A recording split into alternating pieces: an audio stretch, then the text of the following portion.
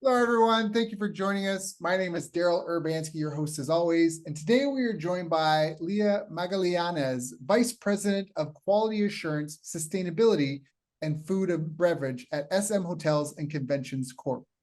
Leah melds culinary artistry with strategic business acumen. With degrees from prestigious institutions like the New York Restaurant School and De La Salle University, Leah's expertise spans across culinary management to marketing. Her career at SM Hotels and Conventions Corp as VP has been marked by transforming operations through sustainability and quality assurance, ensuring exceptional customer experiences. Leah's entrepreneurial spirit shines through her ventures in restaurants and spas, complemented by her Michelin-starred culinary prowess. A visionary in food and beverage, she's a chef at heart with a keen eye for business strategy and sustainability. I've asked her to join us here today to share her story and insights into food, beverage, quality, sustainability, excellence. So Leah, thank you so much for being here. How are you? Thank you, Dara, for inviting me. I'm fine, and good afternoon or good morning, wherever you are in the world. Yeah, thank you. She's been very patient. We had to put this interview off a couple of times because I had an injury, but I'm really glad that we're sitting down here today. And before we hop into kind of like your accomplishments, your achievements, and your view on where the future is headed, how did you even get into this industry, this business, this skill? Is this like a family thing?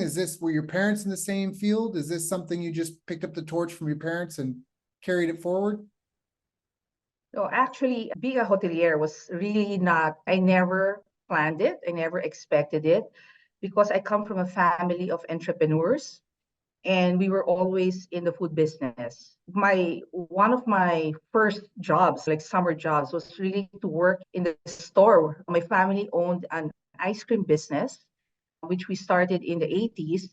And my summers were spent in the stores giving out coupons or scooping ice cream for customers. And the love for food was always there because I come from a very big family. My grandmother cooks very well, and like every weekend or every Sundays was a feast. So food was always part of my it's really part of my DNA, my life. And so being part of a hotel corporation was really unexpected, but it was a pleasant surprise. And I don't regret it. And I think all the jobs I had in the past, like you mentioned, all of these things that that I've done in the past has brought me to where I am now. Hmm. And so I'm just happy to be here using all the skills that I learned along the way. So you sounds like you spent a lifetime in food and beverage, essentially, and a family of entrepreneurs. So I guess that probably helped you in your career. Did you try having your own business at any point, or you jumped Yeah, straight? So what? yeah. As a matter of fact, even when early on, like in college, when I had to accept my first job and all that, the end game was always to be an entrepreneur or to have my own business, right? I used my first two jobs, learn the ropes of running a business, learn how to work with other people because it's different when you're in a family business. You're working in a bubble, right? You don't know how to have an office mate, so to speak, because once they know that you're the owner, you're the boss, so you're instantly the boss, and the dynamic is very different. Yeah. So that was really part of the training. And it's funny because it's the opposite now, because now I'm part of a corporation. I have a corporate job, which I didn't expect, like what I said. I don't regret it. It's really an interesting journey how I ended up in this job. Right. And how did you get there? And then how did you also climb to VP? SM is Yeah, a so yeah. Yeah, so just to backtrack a bit, before they hired me full time, I was doing consultancy work for restaurants. So I was really in F&B. And then a friend of mine gave me a call to say that we need to pre-open a hotel Mhm. and we only have 1 month to do. And I said, okay, but where's the chef? You know what happened? Usually there's a pre-opening team and they're the ones who usually work even a year before to prepare the hotel to open. Why 1 month? She gave me the background why 1 month and why there was really no pre-opening team for the culinary. And with my entrepreneurial background, and I'm so used to kitchen operations, I knew after interviewing the cooks who were there and to see what equipment I had, I knew I could do it in a month's time. And that's what happened. I was able to open the first hotel that they gave me, and this was in 2011. And from that time on, I never left. So they, at the end of my contract, so at the time I was a consultant, at the end of my contract, they said, "Oh, Leah, you're never going to leave because we're going to open all of these other hotels. So you have to talk to your clients, finish off the contracts, and come work with us." That's nice. So that's how I started. That's how I ended up being here. So it was really a pleasant, of course, as they say, in chaos, there's opportunity, right? At the time, to open a hotel in a month is crazy, right? Yeah, so I was able to do it. And then after one hotel, now we're what, 9 hotels already in Wow, total and more to come. that's awesome. That's excellent. So was it just smooth sailing? You came already pre-trained, it sounds, by your family, and as a consultancy, you had so much experience. In a lot of ways, do you feel like you were almost groomed from a young age for this career? Were there still a lot of things you had to learn? Wait, Dara, time out. You're okay. So do you feel that you were groomed for this from a young age? Was this something you were able to just step into and excel at right away and just rise to the top, sunshine and rainbows, no issues? Or were there still skills you had to learn? Yeah, definitely it's not sunshine and rainbows and all that. I really had to put in the work. Mm. I trusted the journey, the process, because in the beginning, all I wanted was to just take up marketing and business management in college, right? But my family was in advertising and marketing because I had uncles who had ad agencies. And so I would also, if I'm not in our store, I would be in the agency hanging around with creative people. So I just trusted that process. Like wherever my interest would take me, I would go and just enjoy the experience. Mhm. But I always think that one of the things that I learned, even if I went through different jobs and different industries, I think the most important thing that I learned early on were like just basic skills. I would call it like basic executive skills. Learn how to communicate, learn how to write properly, learn how to organize your thoughts and communicate it, things like that. Manage your time. Right. That's really Those powerful. are, Yeah. yeah, those are very basic. And don't be afraid of numbers, math, because even if you're an artist, you will have to deal with numbers eventually. And I was afraid of numbers growing up, like everybody else, or most of the youth are afraid of math and science. But I just like dove into it and said, I gotta learn this because I think I will need it. And so yeah, those were in the beginning, those were just the basic skills that I picked up. During my time, it was like to what do you call this, to use a computer in college. So those were like the basic skills I learned. And then of course my first job was in advertising. And so my college degree was helpful because my undergrad was marketing, right? And that helped me in my advertising career. Then after that, because advertising is part of branding and brand management and all that. And so I moved from an ad agency to our family business, and I became the brand manager. But then and that was a food business. So from that job, I said, if I want to help the family expand the business, I should learn not only how to run a business, but also how to produce the product. And that's when I said, okay, it would be fun to study culinary, right? So that's why I ended up in New York and took up restaurant management and culinary arts. Okay. So that's another skill. Mhm. Then I came back to Manila and I decided to put up my own business. So I had a catering outfit. And what I learned in the catering outfit prepared me to put up my restaurant. It was a progression of things. And then from running a restaurant, I also dabbled in two other industries because I went on break when I first had my first son. Mhm. So I got into wellness. and I put up a spa. Okay, I put up a spa, and that got me very curious about how to run a wellness business and how to run a spa in particular. And my friends and I were able to set up a spa in Shanghai. Okay, we had the opportunity to do that in Shanghai, and we said, you know what? Because the two partners I have, they're all A types. We're all the same. If we're gonna do this, we're not gonna do this halfway. We're gonna do the best. And we just dove into it. I learned acupressure or whatever, right? All these massages and whatever. And we learned it very well. And on the first year that we opened in Shanghai, we were already nominated like something like a best boutique spa. We were nominated already for a newbie, like a rookie, yeah, rookie spa, new spa, no? And so that was another skill I learned, Yeah, right? That's another skill I learned. And then in between that, just to backtrack a bit, because my dad was into insurance all his life. Okay, from the time he graduated college to the time he retired, he was an insurance man. And when he retired, he approached me and said, you know what, Leah, someone has to take over my clients, yeah, right? Someone has to take over because you accumulate all of these clients, right? And I said, oh, okay. I'm curious because insurance products now are not the same as insurance products before, right? They're into mutual fund, etc. There's so many other products. I said, yeah, why not? I want to learn this. Okay.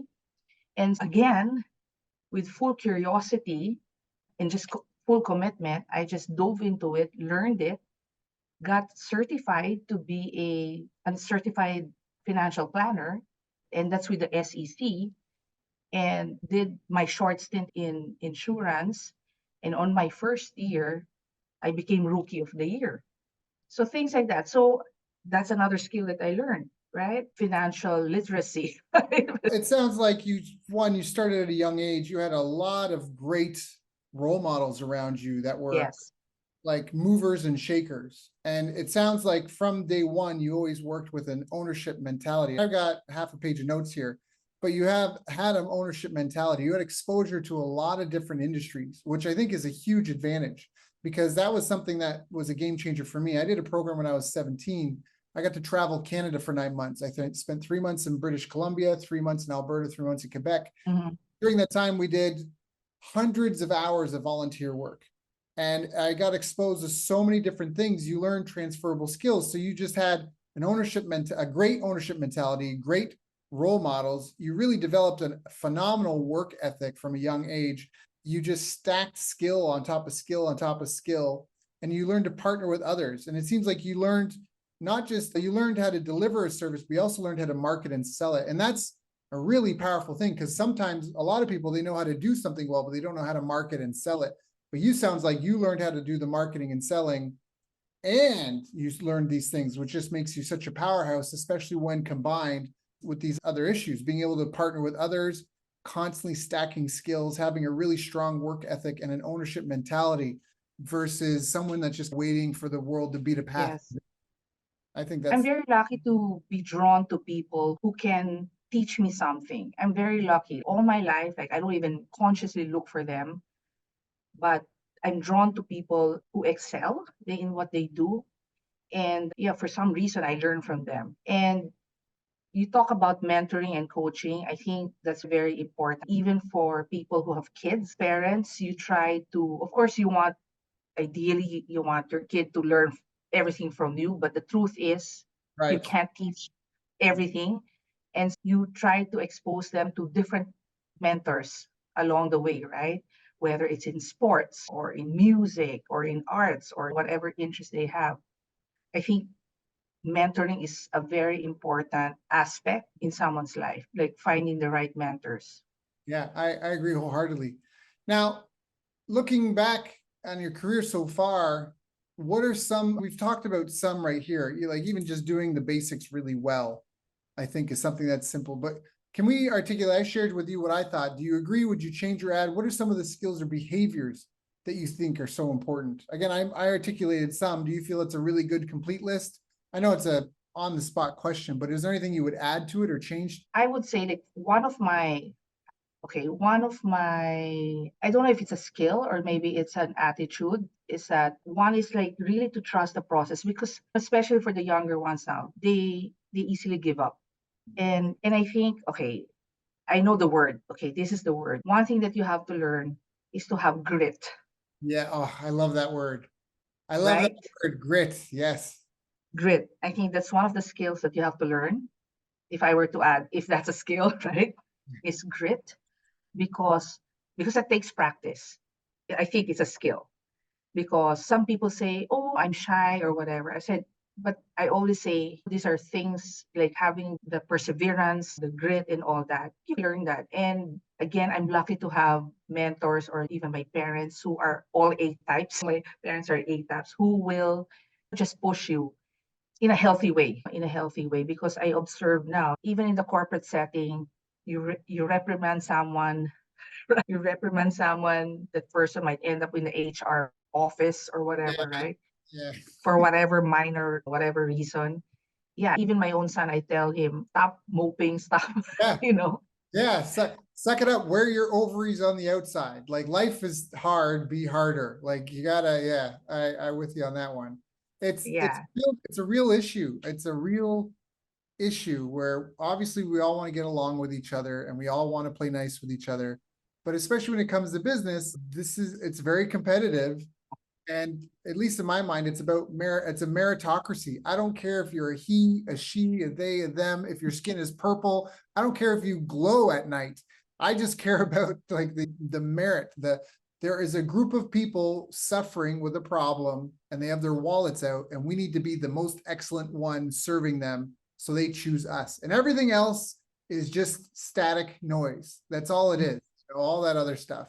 And I know I'm preaching to the choir here because what do you feel are some of the biggest mistakes people make that you see, either other businesses that you see or even people trying to succeed? What are some of the biggest mistakes you feel they're making? oh, okay. If you're an entrepreneur, okay, one of the biggest mistakes is that they get into a business without a business plan. Mhm. There's some, like, they'll say, "Oh, I have the business sense. I have business intuition."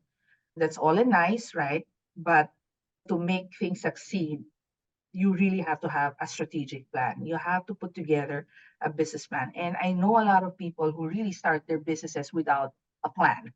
It's all on gut feel and all passion. Passion is good, but Yep. your passion has to be directed the right way, right? So you have to have a strategy. That's the basic of starting a business, but believe it or not, there are a lot of people who miss out on that.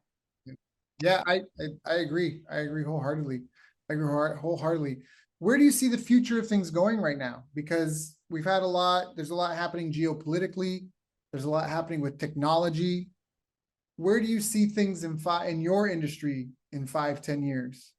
Unfortunately, the hospitality business it really thrives because of people, of personal touch.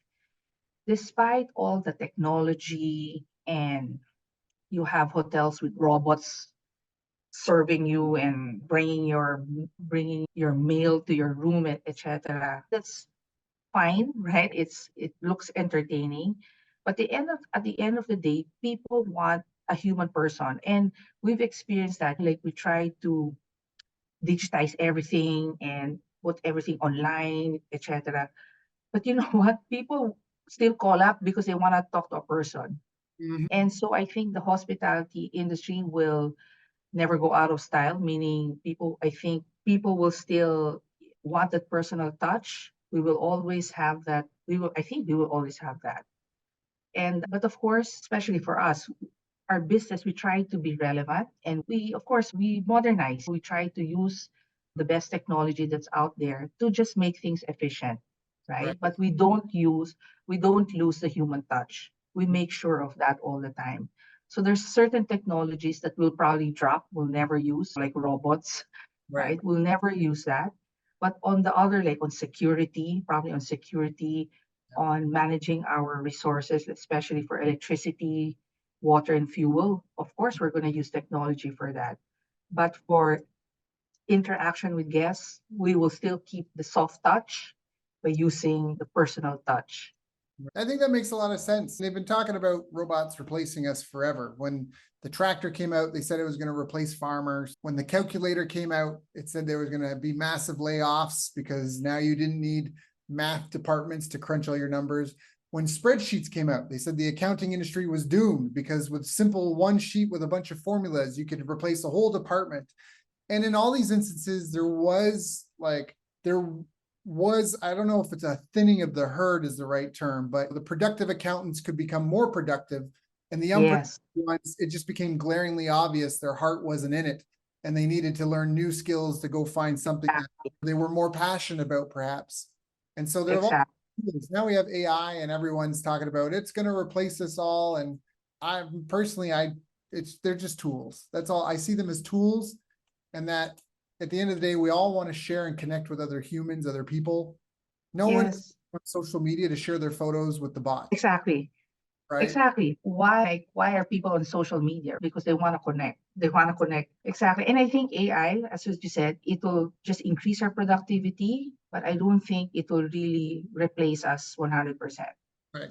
Unless our species Because decides to roll over and die, right? We're not going to be like, here you go. Why don't you, hey, let's just leave the world to the dogs and cats. Let's just all stop having kids and just let the dogs and cats like, no, I still want to be here. I still want to have experiences. I want to have yeah, kids. I want to have a family. I want them to grow and prosper. So we're never going to just move over. We're no, going I to, don't think so. yeah. I don't. So So yeah, as we move forward, we are going to use technology, like what I said, the soft touch, especially in the hospitality industry, I think will still remain because people are looking for that, the connection, real connection, right? real connection. Mhm. I guess location is a matter as part of it as well. Part of hospitality is being someplace people want to go, whether it's a nice getaway destination or it's just a hub to connect with other people. Mhm. It's a spot on the trail to where they're going. So I think that's a really, it almost seems simple, but I think that's a really pertinent, I don't know if that's the right word, but it's a very, I don't know what I'm grabbing for here, but it's just a really true fact that the whole industry revolves around people connecting with people. Yeah. That's not going to change, because if people aren't connecting with people, what do you need a hotel for? I'm not traveling Yes. anywhere. I'm not, yeah, yeah, Imagine your doctor who's a robot. yeah. That it's a catch-22 because some people do want to tell secrets and they don't want people to know, but in other respects, all of it's to share. I've been fortunate enough, this is your interview, but I've been fortunate enough I've managed to be able to travel the world. And I did it originally on my own. And I have no regrets, but I can tell you that there's a lot of times when I did things, and even now looking back on photos I have, the best memories are the things where I had achieved something or done something and I shared it with other people. Listen, yes, That that agree. that part, it's just really empty to go and do things and see and go places, and you're just by yourself and you can meet new people and that's fine, but you also crave depth of relationship. And they've actually proven, there's a guy that did a study on communities that had the longest living people per capita, called the blue zones. And what, Yes, I saw that. yeah, it's so common because you're in the Philippines. You have a word for that. You're barakada. Is that it? Did I say that right? Ada, yeah, your barkada. It's, and for Yeah. those that are listening that aren't from the Philippines, it means like your group, your inner circle of friends. And that's one thing that they had other things, that they drank wine after 5 and they were very active and they had great diets. This is all part of it. Yeah. One of the things was they had deep connections with people they'd But known their whole lives, and they were just so open with them that they could do that. There was not exactly. hiding. That's why they were saying when you retire, you want to choose people who you want to live with till your dying days, be with your friends. That's why a lot of people here are buying properties with their friends and live right beside each other. Yeah. I That was a meme. It was like, make buying 100 acres with your friends to live on normal again. Like it was something like that. Make that normal again. Where you actually have a piece of land in Canada. It's a small lot, and my grandfather, not my great grandfather, but he passed away when I was young. He bought this land with 10 other friends, and they planned to open up some sort of hotel or something, and no one's done anything with it. And it's you can't do much with this small piece because you need all the pieces to build something. Like it's like they divided it up. So it's like you get half of a bedroom kind of, and you need all 10 to make the full lot to build something on it. But that's exactly what that was. That's really feels good for the soul to even talk about this, because I think that this is it's almost a lost art. Everyone's so attached to their device. So what do you feel are, for someone who's trying to climb the corporate ladder, pivoting a little bit, someone's trying to climb the corporate ladder, what are some of the habits that you think they need to have in order to go the distance, so to speak? First of all, in terms of, let's say, skills, okay, you have to be organized. That's one. Very organized. Not only with your thoughts, but like just everything around you should be organized. That's one. Second is you have to learn, you have to be strategic, especially because that's the one that separates the boys from the men, so to speak. Those who cannot think strategic will have a very difficult time climbing the corporate ladder, because when you reach the top, right? For example, let's say, let's just take my skill. I'm not going to be vice president because I cook very well, right? It's because I can look 5 to 10 years down the line for my department and say, okay, this is what's going to happen. Given, let's say, the scenario, what's happening out there, political, social environment, and what's happening to the company, this is where we should take my department. And so if you can't do that, it will be very difficult to sit in the top tier, right? Because, and I always say this, we don't sit here in the head office, nitpick on daily operations, what's happening in the property, because we have managers who do that for us, right? We pay people to do that on property, but we're here to think strategic for them, to anticipate problems. That's also a great skill. Like you can foresee, okay, this person's going to have a problem, or this property is going to have a problem later on. And so we better prepare so that we can avoid it or we can fix it when it happens. So it's really very strategic. That's like the number. And of course, I should say, more often than not, more than IQ, and I'm sure you've heard this before, more than IQ, EQ is very important, right? Yes. As they say, you can have your university diploma to get your foot in the door, but to get promoted, you got to have the right attitude more than the diploma, right? Yeah. Because especially like when I observe here, we're a big corporation. If you take not only SM Hotel, but SM Prime, you're talking about in the tens of thousands of employees, right? The ones that really move fast are the ones who are easy to work with. You're willing to collaborate. You're willing to listen. You're not always right. They're the people and who are creative thinkers, because sometimes the problems are not obviously linear. It's if this is the problem, A is the problem, B is the solution. Sometimes it's not, it doesn't happen like that. Sometimes A is the problem, the solution is B minus C plus D. Yeah. Right? Yeah. Yep. And so I think also that's another advantage of being in different industries in the past, right? Different kinds of operations in the past, because I'm able to put together solutions, or I can put together the puzzles to the problem. That makes perfect sense. Yeah. That's a great answer. That's a great answer. I know that you've got a hard stop, so I want to be respectful of your time. Is there anything I haven't asked you yet that I should have asked you? I think you have. I think I think you have. Yeah. The basics, like how did I get there? What are the skills that you need? If people have questions that I didn't ask and they want to reach out and ask you themselves, or if they just want to connect, what are some of the best ways for them to get in touch? Good, perfect. So for those listening, you can find her Leah Magallanes, Magallanes. You know, you have her if she's with HSM Hotels and Conventions Corp, Vice President, Quality and Sustainability, Food and Beverage, based out of Metro Manila. Leah, thank you so much for joining us today. It's been an honor and a pleasure. I've got a page of notes here. Thank you for coming and sharing with me, knowing you've got a busy... Thank you, Daryl. Your own direct reports, your own family. Thank you. You are valued and appreciated. And I look forward to questions. I'll gladly answer it on LinkedIn. Sounds good. So again, for those that want to check her out, find Leah Magallanes, Leah Magallanes. Look her up, say hi, let her know you appreciate the interview. And thank you again, Leah. Thank you, Daryl.